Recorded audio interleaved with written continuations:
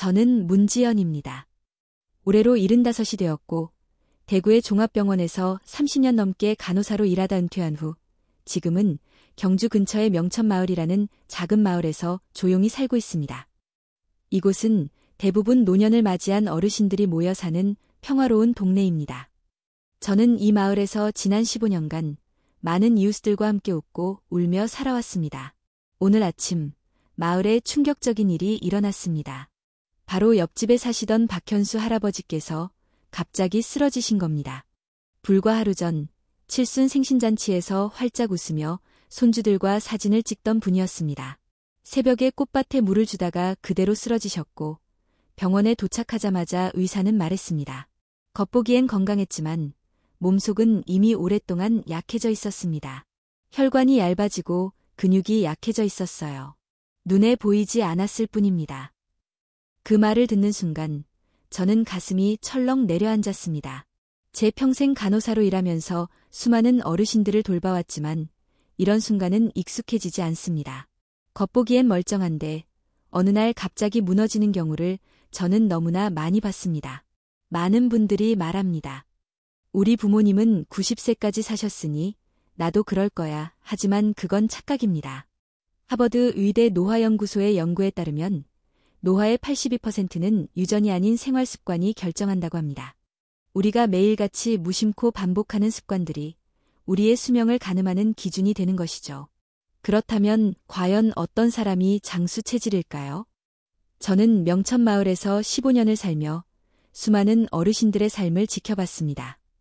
어떤 분은 85세에도 스스로 차를 몰고 병원에 다니고 어떤 분은 70세가 채 되기 전에 거동이 불편해졌습니다. 그 차이는 어디서 비롯될까요? 저는 그 답을 일상에서 찾았습니다. 거창한 비결이 아닙니다. 오히려 작고 평범한 습관들이 쌓여 만들어낸 결과입니다.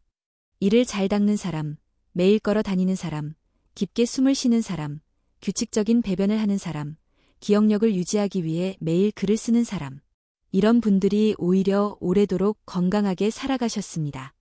오늘 저는 그동안 제가 경험한 수많은 사례를 바탕으로 장수 체질인 사람에게 공통적으로 나타나는 5가지 특징을 말씀드리려 합니다.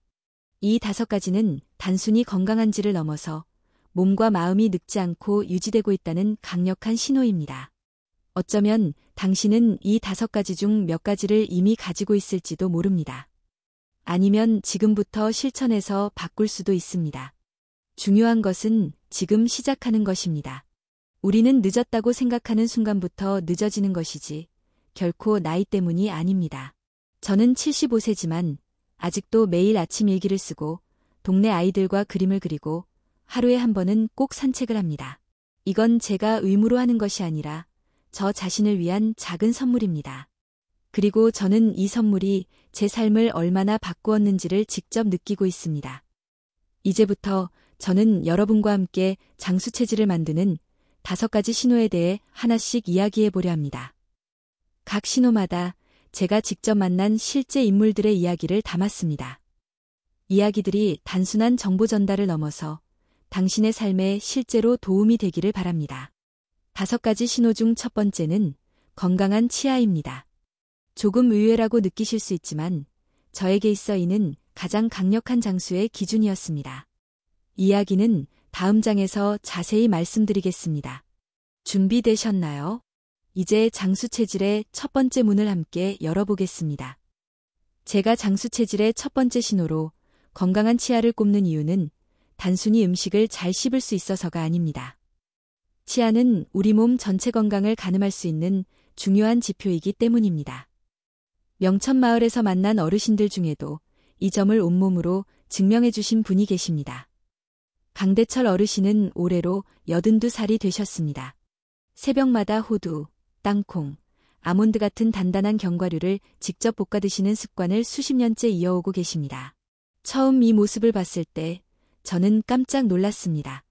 그 연세에 그렇게 딱딱한 음식을 소화하시는 분은 드물기 때문입니다. 어느 날 제가 조심스럽게 여쭈었습니다. 어르신, 그렇게 단단한 음식을 씹으실 수 있는 비결이 뭐예요? 그러자 어르신은 웃으시며 이렇게 말씀하셨습니다. 나 이빨 하나도 안 뽑았어. 임플란트도 없어. 이가 내 자산이야. 그 말이 저에겐 큰 울림으로 다가왔습니다. 그의 말처럼 치아는 자산입니다. 치아가 건강하면 음식 섭취는 물론이고 면역력, 근육량, 인지 기능까지 연결되어 있다는 사실을 의료 현장에서 수없이 확인해 왔습니다. 반면 이웃에 사는 이선자 할머니는 78세이신데 예전에 어금니를 잃은 이후로 죽이나 부드러운 음식만 드시게 되었습니다. 그 결과 단백질 섭취가 줄어들고 몸의 근육량이 급격히 감소하셨습니다. 3년 사이에 체력도 떨어지고 감기에 자주 걸리며 최근에는 폐렴으로 입원까지 하셨습니다. 왜 이런 차이가 생길까요? 도쿄 대학에서 65세 이상 노인 3,000명을 대상으로 15년 동안 진행한 연구가 있습니다. 이 연구에 따르면 자연 치아를 20개 이상 유지한 사람들은 그렇지 않은 사람들보다 평균 6.4년 더 오래 살았습니다. 단순히 씹는다는 행위가 아니라 몸 전체를 활성화하는 작용이기 때문입니다. 음식을 씹을 때 분비되는 침은 단순한 소화액이 아닙니다. 침에는 소화효소가 포함되어 있어 탄수화물을 분해하고 입안의 세균을 억제하는 역할을 합니다. 또한 씹는 행위 자체가 뇌를 자극하여 치매 예방에도 긍정적인 영향을 미칩니다. 실제로 일본의 또 다른 연구에서는 씹는 힘이 강한 노인들이 인지 능력 테스트에서 30% 높은 점수를 기록한 것으로 나타났습니다. 무엇보다 중요한 것은 치아 건강이 근육 건강과도 직결된다는 사실입니다. 이선자 할머니처럼 부드러운 음식만 섭취하게 되면 단백질 섭취량이 줄고 이는 곧 근육량 감소로 이어집니다. 근육이 줄면 신진대사가 느려지고 면역력도 약해집니다. 결국 치아 하나의 변화가 몸 전체의 건강을 좌우하게 되는 것입니다. 그래서 저는 명천마을에서 늘 강조합니다. 이가 빠지면 근육도 빠진다. 이 말을 들은 어르신들께선 처음엔 웃으시지만 시간이 지날수록 고개를 끄덕이십니다. 그만큼 치아의 중요성을 체감하시는 겁니다. 그렇다면 우리는 치아를 어떻게 지켜야 할까요? 저는 3가지 간단한 습관을 소개하고 싶습니다. 어렵지 않지만 효과는 확실한 방법입니다. 첫째, 식후 30분 후에 양치질을 하세요. 많은 분들이 식사 직후 이를 닦는 것이 좋다고 생각하지만 실제로는 입안이 산성화된 상태에서 양치를 하면 치아의 에나멜이 손상될 수 있습니다. 30분 정도 기다렸다가 부드러운 칫솔로 꼼꼼히 닦아주는 것이 좋습니다. 둘째, 하루에 한 번은 혀를 닦으세요. 혀에는 생각보다 많은 세균이 번식하고 있으며 이 세균들이 치아로 옮겨가 충치나 잇몸염증을 유발할 수 있습니다. 혀 클리너가 없다면 칫솔의 뒷면을 이용해도 충분합니다. 셋째, 물로 입을 헹굴 때 꿀럭꿀럭 소리를 내보세요. 이 소리는 물이 치아 사이 구석구석까지 도달하고 있다는 신호이며 잇몸 사이의 음식물 찌꺼기까지 제거하는 데 도움이 됩니다. 이 3가지 습관만 실천해도 치아는 훨씬 더 오래 건강하게 유지될 수 있습니다. 강대철 어르신처럼 80이 넘어도 견과류를 씹어 먹을 수 있는 삶, 누구나 가능합니다. 그리고 한 가지 더 말씀드리자면 치과 스케일링은 6개월에 한 번씩 꼭 받으시고 매일 단단한 음식을 조금씩이라도 씹는 습관을 들이세요. 그것이야말로 치아를 위한 최고의 운동이 됩니다. 건강한 치아는 단지 외형의 문제가 아닙니다. 그것은 삶의 질이며 식사와 소화, 면역력, 뇌 기능, 근육 유지에 이르기까지 우리 몸 전체의 중심에 있는 요소입니다. 그리고 이 신호를 가지고 있다면 당신은 이미 장수체질의 첫 번째 문을 통과하신 것입니다. 이제 2번째 신호에 대해 이야기해 보려 합니다. 다음으로 중요한 것은 바로 기억력입니다. 많은 분들이 나이가 들면 기억력이 감퇴하는 것은 당연하다고 여기지만 그 생각은 사실과 다릅니다. 기억력은 뇌의 건강 상태를 보여주는 거울이자 우리가 얼마나 젊게 살아가고 있는지를 알려주는 또 하나의 강력한 신호입니다. 계속해서 2번째 이야기를 들어보시겠습니까? 저는 지금껏 만난 인물들 중 기억력 덕분에 삶을 풍요롭게 살아가는 어르신을 한 분 소개하려 합니다. 그 이야기는 다음 장에서 이어집니다. 장수체질의 2번째 신호는 바로 기억력입니다. 많은 분들이 연세가 들면 기억력이 나빠지는 건 당연하다고 생각하십니다. 나이가 드니 이름이 잘 안 떠오르네, 방금 뭘 하려던 건지 잊어버렸네라는 말, 누구나 한 번쯤은 해보셨을 겁니다. 하지만 저는 그럴 때마다 이렇게 말씀드립니다. 기억력은 나이가 아니라 뇌의 건강을 보여주는 거예요. 있는 게 당연한 게 아니라 관리를 안 한 결과일 수 있어요. 명천마을에 살고 계신 김용준 선생님은 그런 생각을 완전히 바꿔주신 분입니다. 올해로 80이 되었지만 여전히 또렷한 기억력과 생생한 말솜씨로 사람들의 존경을 받고 계십니다. 김 선생님은 중학교 국어교사로 40년 넘게 근무하셨고 은퇴하신 지는 벌써 15년이 넘었지만 예전 제자들의 이름과 얼굴, 심지어 전화번호까지 또렷이 기억하고 계십니다. 어느 날 저는 김 선생님께 물었습니다. 선생님, 어떻게 그 많은 이름과 번호를 다 기억하세요? 저도 가끔 휴대폰 비밀번호도 깜빡하는데요. 김 선생님은 웃으시며 말씀하셨습니다. 매일 일기를 써. 그리고 매주시 낭송 모임에 나가지. 뇌도 근육이야. 안 쓰면 줄어드는 거고 쓰면 강해지는 거지. 그 말씀에 저는 깊이 고개를 끄덕였습니다. 실제로 많은 연구들이 뇌를 적극적으로 사용하는 사람들이 그렇지 않은 사람들보다 치매 발병률이 훨씬 낮다는 사실을 보여주고 있습니다.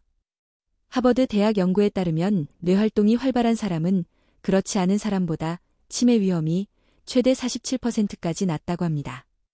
반대로 뇌를 자극하지 않고 하루하루 비슷한 루틴만 반복하거나 사람과의 소통이 단절된 생활을 오래 지속하면 뇌의 연결망이 점점 약해지고 결국 기억력 감퇴로 이어지게 됩니다. 이 마을의 또 다른 이웃인 최병일 씨는 74세입니다. 젊은 시절 회계사로 치열하게 살아오셨지만 은퇴 후 특별한 취미도 없이 집에만 계시다 보니 최근 들어 같은 이야기를 반복하거나 이치를 잘 기억하지 못하는 일이 늘었습니다.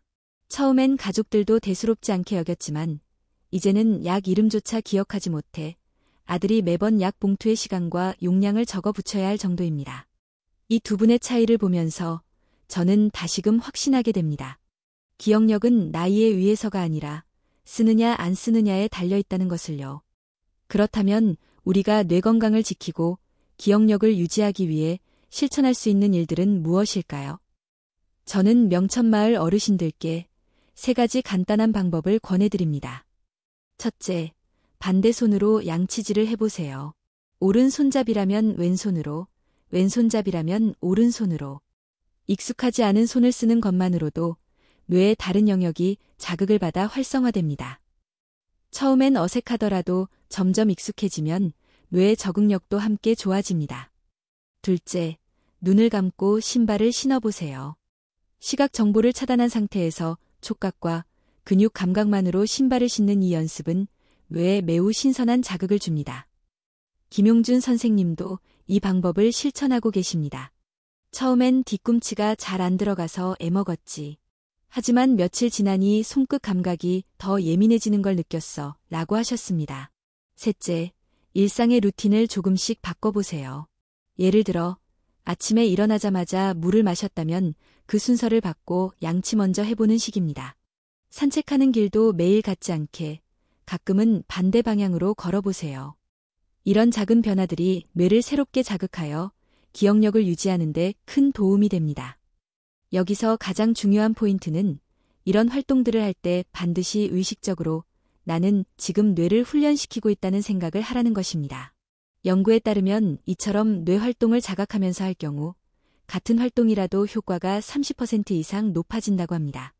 생각이 뇌를 바꾸는 것이지요. 또한 기억력이 좋은 어르신들은 대부분 사회적 관계가 활발합니다.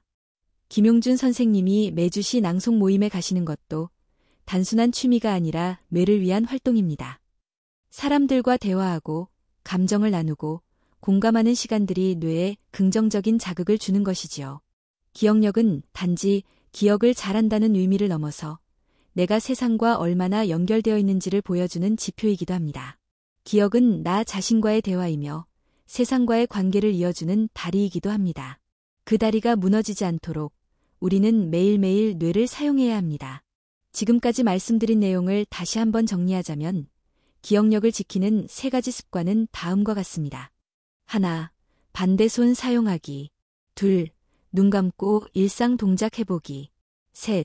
루틴에 작은 변화를 주기. 여기에 더해 친구들과의 대화, 독서, 글쓰기 같은 사회적, 정신적 활동을 지속하는 것이 중요합니다. 김용준 선생님처럼 80이 넘은 나이에도 수백 명의 이름을 기억하고 매주 시를 암송하는 삶. 그건 특별한 사람이어서가 아니라 매일의 꾸준한 실천에서 나온 결과입니다. 오늘부터 여러분도 충분히 시작할 수 있습니다. 기억력이 또렷하다면 당신은 이미 장수체질의 두 번째 관문을 통과하신 것입니다. 다음으로 넘어갈 신호는 조금 민망할 수도 있지만 가장 기본적인 건강의 지표입니다. 바로 규칙적인 배변입니다. 많은 분들이 꺼리는 주제지만 제가 수십 년간 지켜본 결과 이것만큼 건강을 잘 말해주는 지표도 드뭅니다. 다음 장에서는 그 이야기를 나누고자 합니다. 기억력이 장수체질의 두 번째 신호였다면 세 번째 신호는 조금 더 몸의 가장 기본적인 리듬과 관련된 부분입니다. 바로 규칙적인 배변입니다. 다소 민망하게 들릴 수도 있는 주제지만 저는 간호사 시절부터 그리고 지금 명천마을에서도 꾸준히 강조해온 가장 확실한 건강 지표입니다.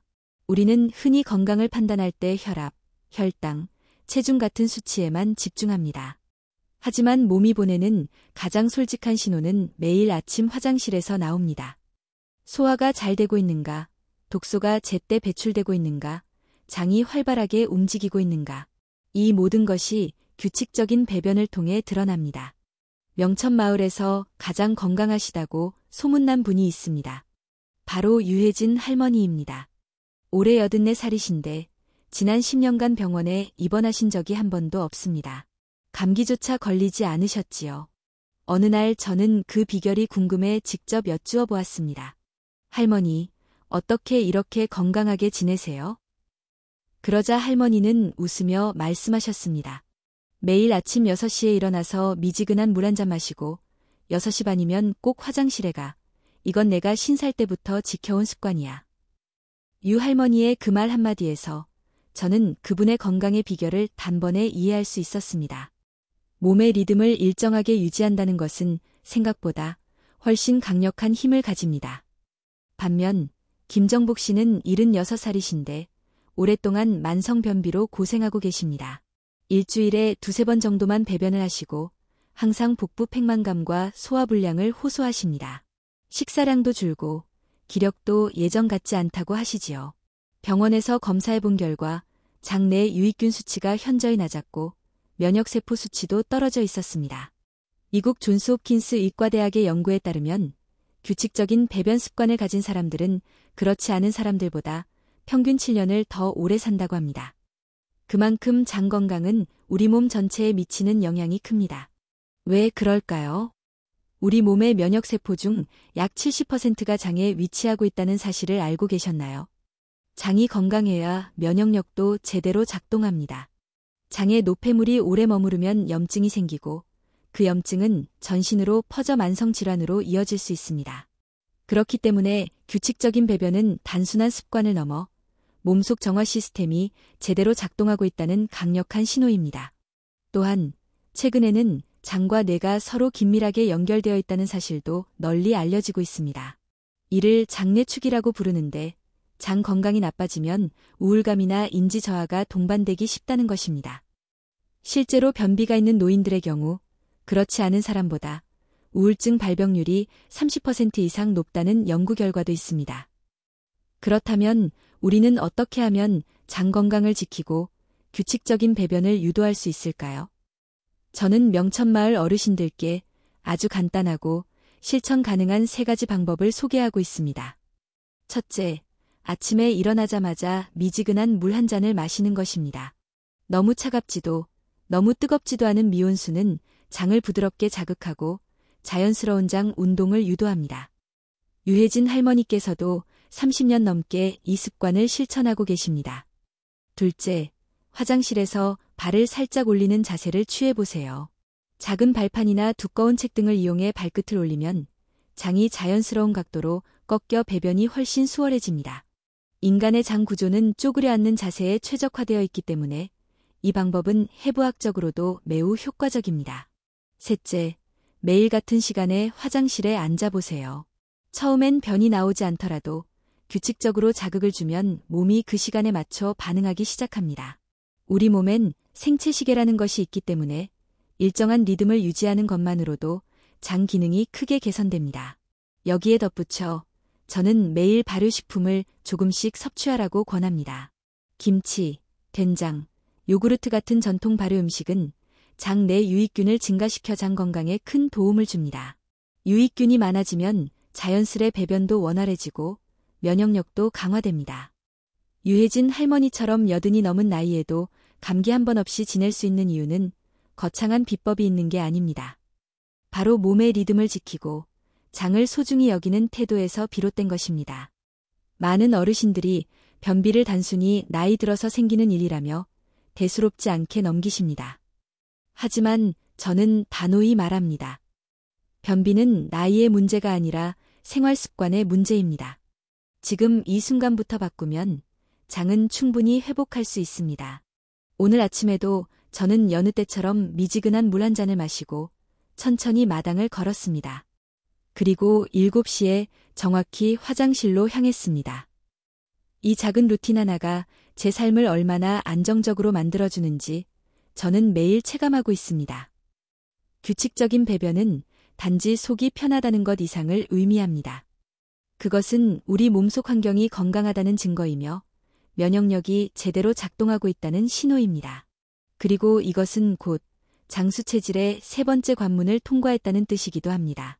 다음으로 넘어갈 신호는 우리의 몸을 실제로 움직이게 하는 힘, 바로 걷는 능력입니다. 저는 늘 어르신들께 말씀드립니다. 걷는 힘이 곧 생명력이라고. 그리고 그 말을 증명해 주신 분이 우리 마을에도 계십니다. 그 이야기는 다음 장에서 계속 이어집니다. 장수 체질의 3번째 신호가 몸 안의 리듬을 보여주는 배변이었다면 4번째 신호는 몸 바깥의 활동성을 보여주는 걷는 힘입니다. 저는 늘 어르신들께 이렇게 말씀드립니다. 걷는 힘이 곧 생명력입니다. 그만큼 걷는다는 행위는 단순한 이동이 아니라 온몸의 에너지 흐름을 보여주는 지표이자 삶에 대한 태도를 나타내는 상징이기도 합니다. 명천마을에 사시는 아영숙 할머니는 올해 91살이십니다. 놀라운 건 지금도 매일 아침 마을 뒤편에 있는 절까지 걸어 올라가신다는 사실입니다. 왕복 20분 정도의 거리지만 비가 오나 눈이 오나 단 하루도 거르지 않으셨습니다. 처음엔 무릎이 아프고 숨도 차서 다들 걱정했지만 할머니는 조금씩 시간을 늘려 지금의 루틴을 만들어내셨습니다. 처음에는 딱 3분만 걸었어. 너무 아프고 힘들어서 더는 못하겠더라고. 그런데 하루 3분, 다음 날 5분, 그 다음 주엔 7분. 그렇게 하다 보니 지금은 20분도 걷드네. 걷는 동안만큼은 내가 다시 70대가 된 것 같아. 나영숙 할머니의 이야기는 단순히 신체 건강뿐 아니라 정신적인 의지와 꾸준함이 얼마나 중요한지를 잘 보여줍니다. 반면 같은 마을의 이정남 씨는 73세이신데 코로나 이후 외출을 거의 하지 않으셨습니다. 운동을 전혀 하지 않으시니 몸무게가 8kg 넘게 증가했고 계단을 한 층만 올라가도 숨이 차고 무릎이 아프다고 하십니다. 최근에는 당뇨 전단계 진단까지 받으셨지요. 걷는 힘은 단순한 체력의 문제가 아닙니다. 영국 캠브리지 대학교의 연구에 따르면 하루에 5,000보 이상 걷는 사람은 그렇지 않은 사람보다 평균 수명이 12년 이상 길었다고 합니다. 또 다른 연구에서는 꾸준히 걷는 사람들의 감기 발생률이 40% 이상 낮았다고도 합니다. 걷기는 면역력을 높이고 심폐 기능을 강화하며 뇌로 가는 산소량을 늘려인지 저하를 막아줍니다. 그렇다면 걷는 것이 이렇게도 중요한 것일까요? 걷는 동안 우리의 근육은 수축과 이완을 반복하면서 혈액순환을 원활하게 합니다. 이때 면역세포가 활성화되며 염증 물질이 줄어들고 자연 치유력이 높아집니다. 또 한 가지 중요한 사실은 걷는다는 행위는 우리 몸의 자율성을 유지하게 해주는 가장 기본적인 활동이라는 점입니다. 스스로 걸을 수 있다는 것은 곧 스스로의 삶을 통제할 수 있다는 의미입니다. 많은 분들이 나이가 들면 이제는 무리하지 마세요. 편히 쉬세요 라는 말을 자주 듣습니다. 하지만 노인의학 전문가들은 오히려 그 반대를 이야기합니다.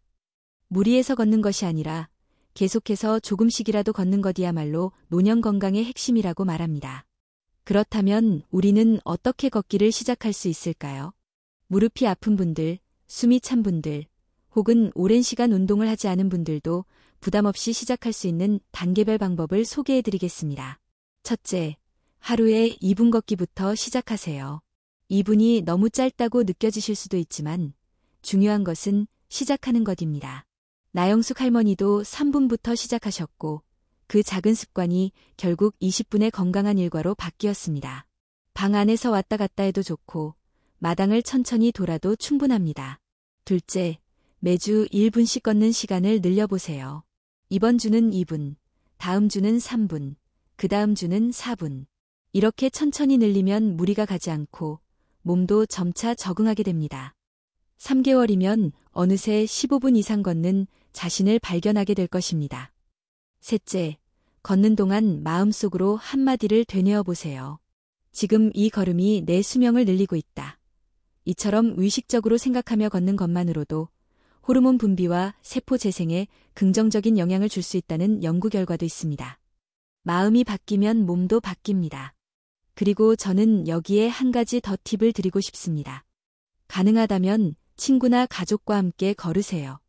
대화를 나누며 걷는 것은 단순한 운동을 넘어서 정서적 안정과 사회적 교류를 동시에 얻을 수 있는 시간입니다.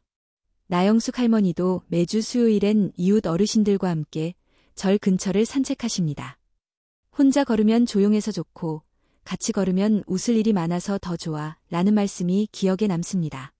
걷기는 누구에게나 열려있는 가장 쉬운 건강 관리법입니다. 특별한 장비도 비용도 필요하지 않습니다. 단지 의지와 습관만 있으면 됩니다. 무엇보다도 걷는다는 것은 살고 싶다는 마음을 행동으로 옮기는 가장 직접적인 방식입니다. 몸을 움직이는 만큼 삶도 조금씩 더 활기를 되찾게 됩니다. 지금 이 글을 읽고 계신 당신이 오늘 단 2분이라도 걸어본다면 그것이 바로 장수 체질로 가는 첫걸음입니다. 걷는 힘이 있다는 것은 여전히 삶을 스스로 이끌어갈 힘이 있다는 뜻입니다. 그리고 그 힘이 남아있는 한 우리는 누구보다도 건강하고 존엄한 노년을 살아갈 수 있습니다. 이제 장수 체질의 마지막 신호 하나만이 남았습니다.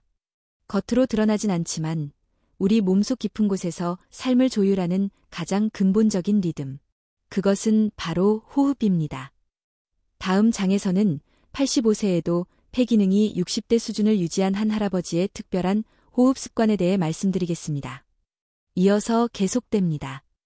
걷는 힘이 우리 몸의 외형적 생명력을 보여준다면 장수 체질의 마지막 5번째 신호는 그보다 더 깊은 곳에서 작용하는 내면의 리듬입니다. 바로 호흡입니다. 많은 분들이 호흡을 그저 자동적으로 일어나는 생리작용으로만 생각하지만 저는 이 호흡이야말로 인간의 건강을 지탱하는 가장 정직하고 가장 본질적인 신호라고 믿습니다. 명천마을 근처 아파트에 사시는 장민수 할아버지는 올해로 85이 되셨습니다. 몇 해 전 폐기능 검사를 받기 위해 대구 시내 종합병원을 찾으셨는데 검사 결과를 본 의사가 깜짝 놀라며 물었다고 합니다. 할아버지, 평소에 어떤 특별한 운동을 하시나요? 폐기능 수치가 거의 60대 후반 수준입니다. 장 할아버지는 웃으며 대답하셨습니다. 딱 하나 합니다. 하루 3번, 각각 3분씩 깊게 숨쉬는 연습만 해요.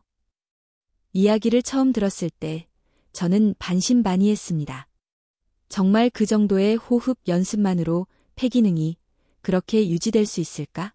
하지만 장 할아버지의 삶을 곁에서 지켜보면서 그 말씀의 의미를 점점 더 이해하게 되었습니다.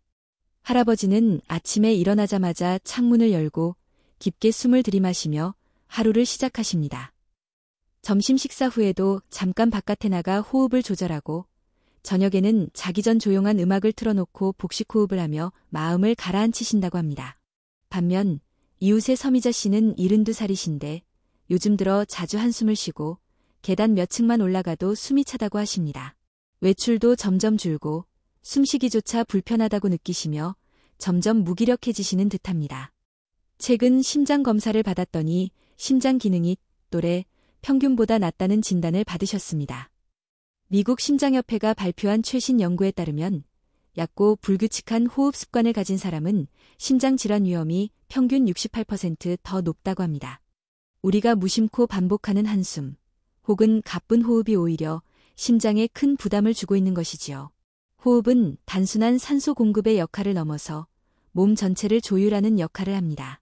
얕은 호흡은 산소 공급을 줄이고 이산화탄소의 배출을 방해하여 혈액을 산성화시키며 결과적으로 심장과 뇌에 부담을 줍니다.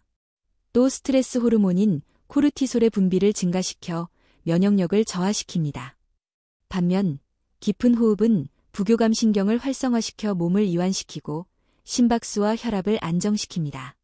또한 횡격막이 충분히 움직이면서 장기들의 혈액순환이 활발해지고 소화 기능까지 개선됩니다. 이처럼 호흡은 몸과 마음의 상태를 동시에 반영하고 조율하는 매우 중요한 요소입니다. 그렇다면 장민수 할아버지가 20년 넘게 실천해온 호흡법은 어떤 방식일까요? 저는 이를 333 호흡법이라고 정리해 말씀드리고 있습니다.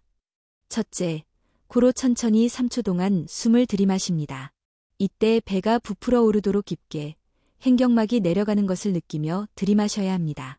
이는 단순한 가슴 호흡이 아닌 복식 호흡의 핵심입니다. 둘째, 입으로 3초 동안 숨을 내쉽니다. 입술을 살짝 오므린 채 촛불을 끄듯이 천천히 공기를 내보냅니다. 이때 복부가 서서히 들어가며 몸 전체가 이완되는 느낌을 받게 됩니다. 셋째, 이 과정을 하루 3번, 각각 3분간 반복합니다. 아침에 일어나자마자, 점심 식사 후, 그리고 잠들기 전 하루 9분의 시간만 투자하면 폐와 심장의 기능이 눈에 띄게 향상될 수 있습니다. 이 방법을 더 효과적으로 실천하고 싶다면 호흡 중에 손을 배 위에 얹어보세요. 숨을 들이쉴 때 손이 올라가고 내쉴 때 손이 내려가야 제대로 된 복식 호흡입니다. 처음엔 어색할 수 있지만 일주일만 꾸준히 해보면 점차 자연스럽게 몸에 익습니다. 실제로 명천마을에서 이 호흡법을 실천한 어르신들 중 다수는 고혈압약의 용량을 줄였거나 수면의 질이 개선되었다고 말씀하십니다. 단순한 숨쉬기가 아니라 그것이 삶의 질을 바꾸는 행위로 이어진다는 것을 스스로 체험하신 것입니다. 무엇보다 호흡은 마음과 연결되어 있습니다. 불안할 때 숨이 짧아지고 분노할 때 호흡이 급해지며 슬플 때는 깊은 한숨이 나옵니다. 반대로 의식적으로 숨을 조절하면 감정도 조절할 수 있습니다. 장민수 할아버지가 매일 호흡 명상을 하시며 마음이 맑아진다고 말씀하시는 것도 같은 맥락입니다. 우리는 하루에 수만 번 숨을 쉽니다.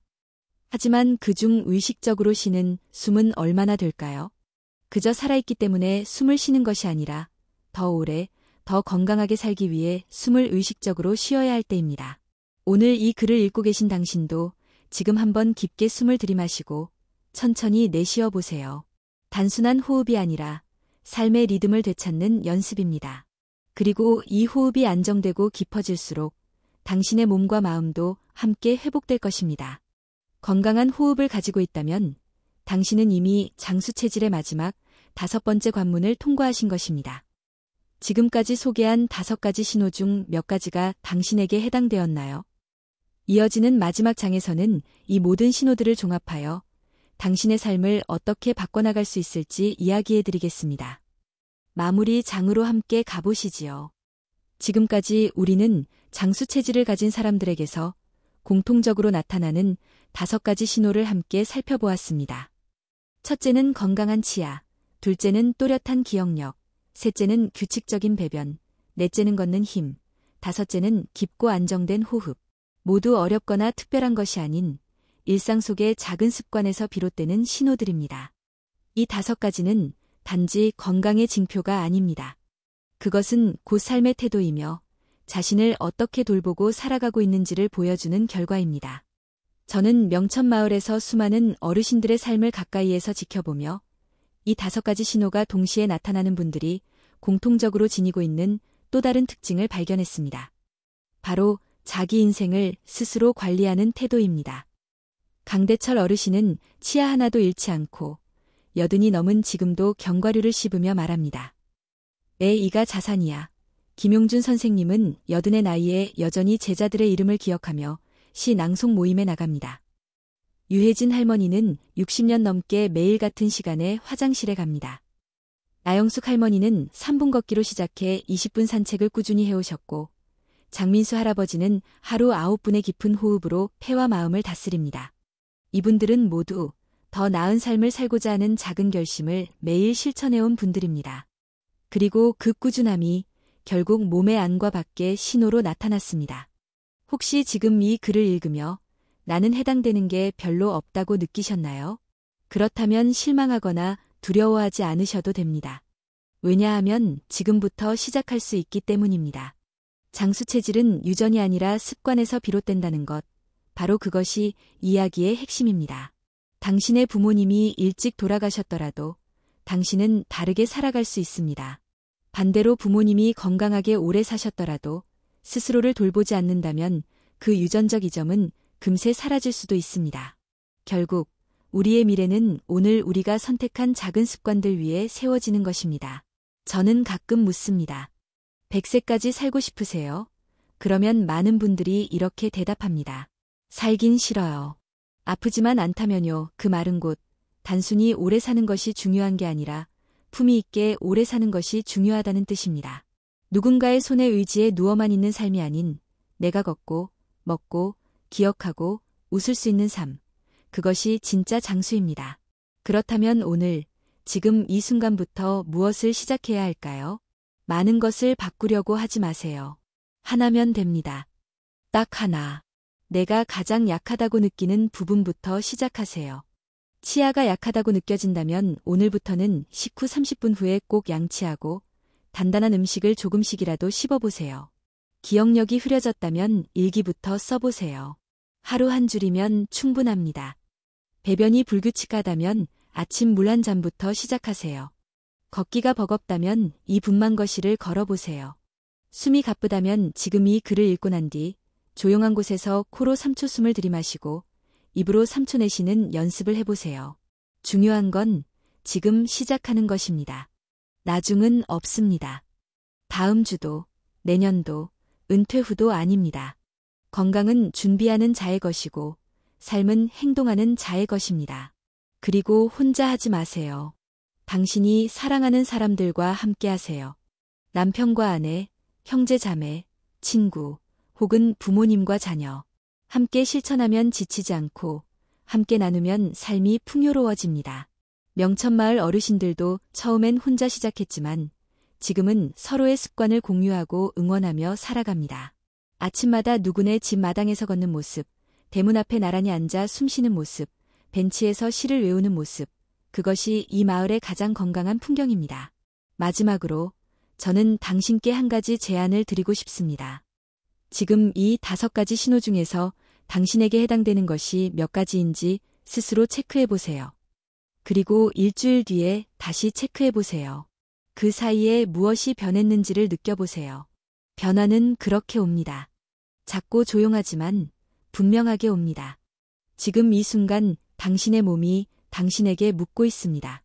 나는 아직 건강하게 살아갈 준비가 되어 있니? 그 질문에 예라고 대답할 수 있다면 당신은 이미 장수 체질로 향하는 길에 올라선 것입니다. 저는 오늘도 아침에 미지근한 물을 마시고 3분간 숨을 쉬며 일기를 한 줄 씁니다. 그리고 마당을 한 바퀴 걷고 단단한 땅콩을 한 줌 꺼내 천천히 씹습니다. 이 모든 것이 하루 20분 안에 끝납니다. 하지만 20분이 제 남은 인생의 품격을 지켜줄 것이라 믿습니다. 당신도 할 수 있습니다. 아니, 당신이 지금 이 글을 여기까지 읽었다는 것 자체가 이미 시작입니다. 이제 삶의 다음 장을 건강하고 존엄하게 열어보십시오. 지금이 바로 당신의 내일을 바꾸는 첫 번째 날입니다. 장수 체질의 5가지 신호를 모두 살펴본 지금, 우리는 그 핵심이 무엇인지 분명히 알게 되었습니다. 그것은 특별한 약도, 유전도, 기적도 아닙니다. 매일 반복되는 작고 단순한 습관들입니다. 그렇다면 이제부터 이 5가지 신호를 바탕으로 누구나 일상에서 실천할 수 있는 루틴을 정리해드리겠습니다. 이 루틴은 제가 명천마을 어르신들과 함께 만들어온 하루 20분 장수 루틴입니다. 하루 중 언제 해도 좋지만 가능하다면 아침 시간을 추천드립니다. 하루의 시작을 스스로 돌보는 것으로 열게 되면 그날 하루가 훨씬 건강하고 안정적으로 흘러갑니다. 첫째, 아침 기상 후 1단계 미지근한 물 한 잔 마시기 2분. 잠에서 깬 몸은 탈수 상태에 가깝습니다. 차갑지도 뜨겁지도 않은 미지근한 물 한 잔은 위와 장을 자극하고 전날 밤 동안 쌓인 노폐물을 배출하는 데 큰 도움이 됩니다. 물을 마실 때는 허리를 곧게 펴고 천천히 마시며 몸 안으로 따뜻한 기운이 스며드는 것을 느껴보세요. 둘째, 2단계 복식 호흡 333, 3분. 조용한 공간에서 눈을 감고 코로 3초간 숨을 깊게 들이마시고 입으로 3초간 천천히 내쉽니다. 이 과정을 3분간 반복합니다. 손을 배 위에 얹어 복부가 오르내리는 것을 느끼며 몸이 이완되고 마음이 차분해지는 것을 경험해보세요. 하루의 긴장을 줄이고 폐와 심장의 리듬을 안정시켜주는 가장 효과적인 방법입니다. 셋째, 3단계 짧은 걷기 또는 스트레칭 5분. 날씨가 좋다면 마당이나 집 근처를 천천히 걸어보세요. 걷기가 어렵다면 실내에서 다리 들기, 발끝 세우기, 천천한 무릎 굽히기 같은 가벼운 스트레칭도 좋습니다. 중요한 건 근육과 관절을 깨우는 것입니다. 혈액순환이 좋아지고 신진대사가 활성화됩니다. 매일 아침 5분이 쌓이면 한 달 뒤에는 전혀 다른 몸을 만나게 됩니다. 넷째, 4단계 양치 전혀, 닦기와 30분 후 양치, 3분. 아침 식사 전후 구강 관리도 중요합니다. 먼저 혀를 부드럽게 닦아주세요. 혀 표면의 백태를 제거하면 구취 예방뿐 아니라 입속 세균 번식을 억제할 수 있습니다. 식사 후에는 30분 정도 기다린 후 양치질을 합니다. 너무 이른 양치는 오히려 치아의 범랑질을 손상시킬 수 있으므로 반드시 시간을 두는 것이 좋습니다. 다섯째, 5단계 아침 일기 또는 감사 메모 5분. 짧은 문장 한 줄이라도 좋습니다. 오늘도 햇살이 좋다. 다리를 아프지 않고 걸을 수 있어서 감사하. 이렇게 스스로의 삶을 돌아보고 감사하거나 느낀 점을 기록해보세요. 이는 기억력을 유지하고 뇌를 활성화시키는 가장 간단하면서도 효과적인 방법입니다. 또한 자신을 돌보는 시간을 갖는 것만으로도 정신적 평안이 찾아옵니다. 이렇게 정리해보면 하루 20분이면 충분합니다. 물 마시기 2분, 호흡 3분, 걷기 5분, 양치와 혀 닦기 3분, 일기 쓰기 5분. 처음에는 번거롭게 느껴질 수도 있지만 며칠만 지나면 오히려 이 시간이 기다려지기 시작할 것입니다. 몸이 기억하고 뇌가 반응하며 마음이 안정을 찾기 때문입니다. 그리고 이 루틴을 더 효과적으로 만들기 위한 몇 가지 팁도 함께 드리겠습니다. 첫째, 하루 중 같은 시간에 실천하세요. 우리 몸에는 생체 리듬이 있습니다. 일정한 시간에 같은 행동을 반복하면 몸은 그 시간에 맞춰 준비하게 됩니다. 아침 7시가 가장 좋지만 본인의 생활 패턴에 맞춰 9시든 10시든 일정한 시간을 유지하는 것이 중요합니다. 둘째, 한 가지라도 빠뜨리지 말고 최소 7일간 연속 실천해보세요. 단 하루라도 빠지면 다시 원점으로 돌아가는 느낌을 받을 수 있습니다. 처음 일주일이 가장 어렵지만 그 고비를 넘기면 점점 루틴이 습관으로 굳어집니다. 나중에는 하지 않으면 허전함을 느낄 만큼 몸이 스스로 요구하게 됩니다.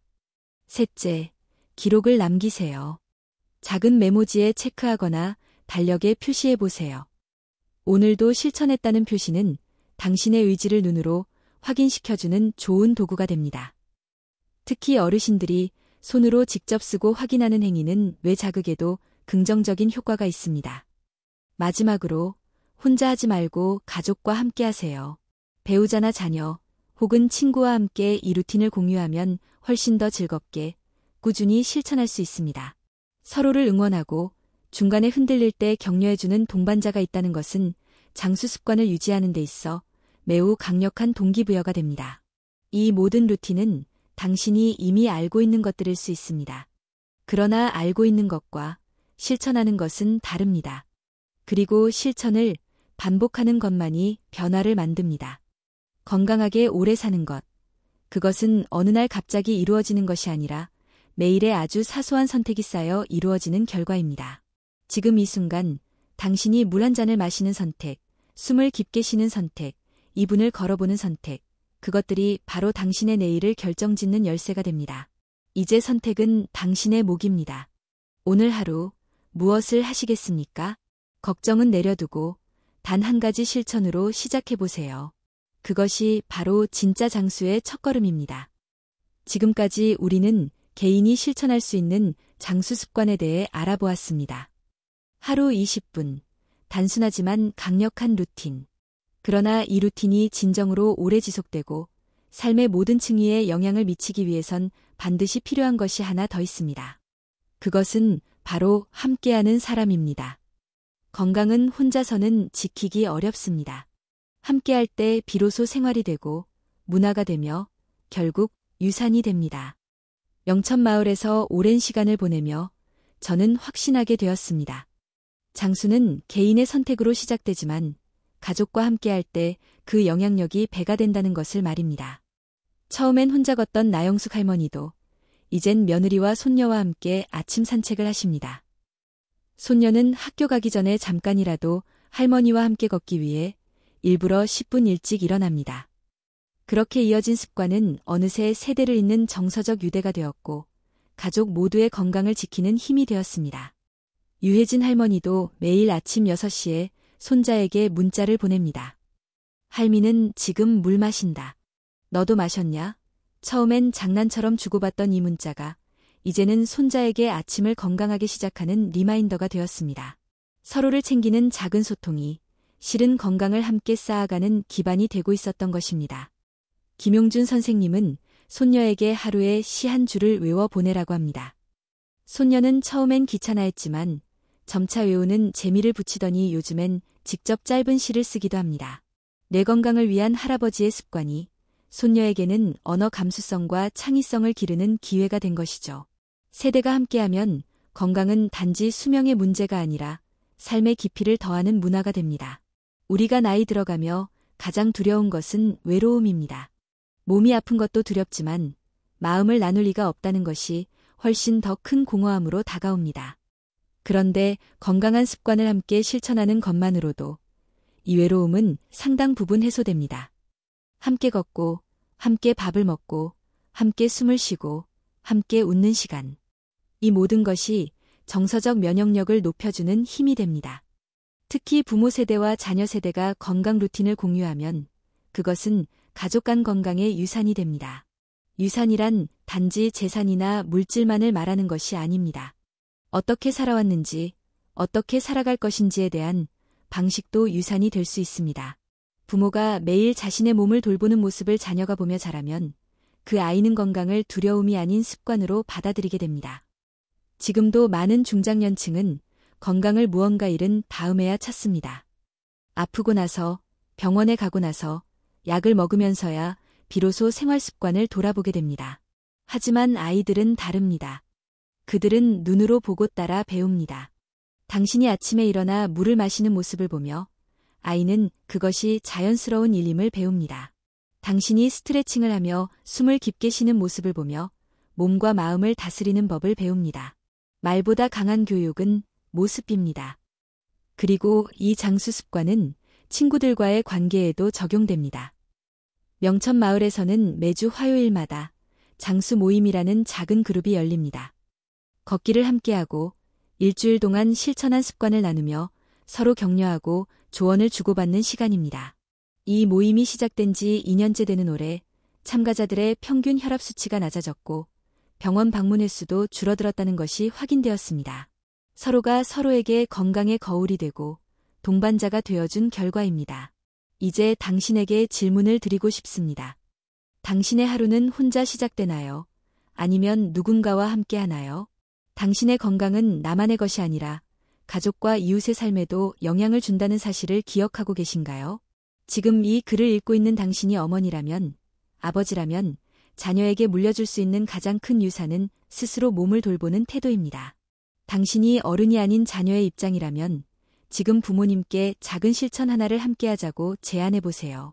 어머니, 오늘 저랑 같이 걸으실래요? 아버지, 물 한 잔 함께 마시고 하루를 시작해 볼까요? 그렇게 시작된 작은 변화가 가족 전체의 삶을 건강하게 바꿔줍니다. 장수는 개인의 선택이지만 함께 실천할 때 더 오래, 더 깊이 지속됩니다. 결국 우리 모두는 혼자 살지 않습니다. 당신의 건강한 습관은 곧 가족을 위한 투자이며 자녀 세대를 위한 선물이 될 수 있습니다. 이제 우리는 단지 오래 사는 법을 넘어 어떻게 함께 건강하게 살 것인가를 고민해야 할 때입니다. 혼자 걷던 길에 이제 누군가의 발걸음이 더해진다면 그 길은 더 이상 지루하지 않고 두렵지도 않습니다. 함께 걷는 삶, 함께 숨쉬는 가족, 함께 기억하고 함께 웃는 노년. 그것이야말로 진짜 장수의 의미가 아닐까요? 마지막 장에서는 이야기를 시작한 처음 그 마음으로 되돌아가 우리가 왜 이 여정을 함께 했는지를 다시 되새기고자 합니다. 삶의 끝이 아니라 내일을 위한 새로운 질문으로 마무리하겠습니다. 이제 마지막 한 걸음만 남았습니다. 아침 햇살이 명천마을 골목골목을 비추던 날, 박현수 할아버지가 쓰러지셨다는 소식을 들었던 그 순간이 아직도 생생합니다. 그날의 충격은 단순한 한 사람의 안타까운 일이 아니었습니다. 그것은 저 자신에게, 그리고 우리 모두에게 던지는 하나의 질문이었습니다. 나는 정말 괜찮은가? 겉보기만 건강한 것이 아니라 내 몸의 깊은 곳까지 건강한가? 그 질문으로부터 시작된 이 여정은 결국 5가지의 신호를 통해 우리가 어떤 상태에 있는지를 비추게 했고, 실천 루틴과 가족의 이야기로 확장되며 건강이라는 것이 단지 육체의 문제가 아니라 삶 전체의 구조라는 것을 깨닫게 했습니다. 우리가 이야기한 모든 신호는 몸의 기능을 넘어 삶의 태도와도 맞닿아 있었습니다. 치아는 단지 씹는 기능이 아니라 자신을 돌보는 시작이었습니다. 기억력은 뇌의 건강을 넘어 내 삶의 이야기를 기억하고 연결하는 힘이었습니다. 배변은 소화 기능을 넘어 몸의 리듬을 존중하는 태도였고, 걷기는 단지 근육 운동이 아니라 삶을 주도하는 발걸음이었습니다. 그리고 호흡은 단지 숨쉬는 행위가 아니라 마음을 다스리는 방식이었습니다. 이 5가지는 결국 한 방향을 가리키고 있었습니다. 그것은 지금 여기서 살아있다는 것에 대한 감사, 그리고 스스로의 삶을 책임지는 의지였습니다. 나이가 들수록 우리 몸은 느려지고, 기억은 흐릿해지며, 감정은 예민해지고, 외로움은 깊어질 수밖에 없습니다. 하지만 그런 변화를 두려워할 필요는 없습니다. 우리가 스스로의 삶을 돌보는 법을 알고 있다면 노화는 결코 퇴보가 아니라 성숙으로 이어질 수 있습니다. 나는 75세입니다. 더는 젊지 않고 때로는 무릎이 쑤시고 밤에는 자주 깹니다. 하지만 나는 매일 아침 나에게 물어봅니다. 오늘도 나를 잘 돌볼 준비가 되었는가? 그리고 그 질문에 예라고 대답하기 위해 나는 물을 마시고 숨을 깊이 쉬고 잠시 걷고 혀를 닫고 일기 한 줄을 씁니다. 그 모든 것이 거창해 보이지 않을 수 있지만 그것이 내가 오늘 하루를 살아내기 위한 작고 확실한 준비입니다. 당신도 같은 질문을 자신에게 해보셨으면 합니다. 나는 오늘 어떤 몸으로 살아가고 있는가? 나는 스스로의 몸과 마음을 어떻게 돌보고 있는가? 그리고 이 삶을 어떻게 마주하고 있는가? 장수는 결국 생존의 기술이 아닙니다. 그것은 삶을 존엄하게 이어가는 태도입니다. 아프지 않고 오래 사는 것이 목표가 아니라 스스로를 지키며 내일을 선택할 수 있는 힘을 가진 채로 살아가는 것. 그것이야말로 진정한 장수 체질의 모습입니다. 우리는 종종 나이 들수록 불안해지고 무엇을 시작하기에 늦었다고 생각합니다. 하지만 저는 명천마을의 어르신들께 배웠습니다.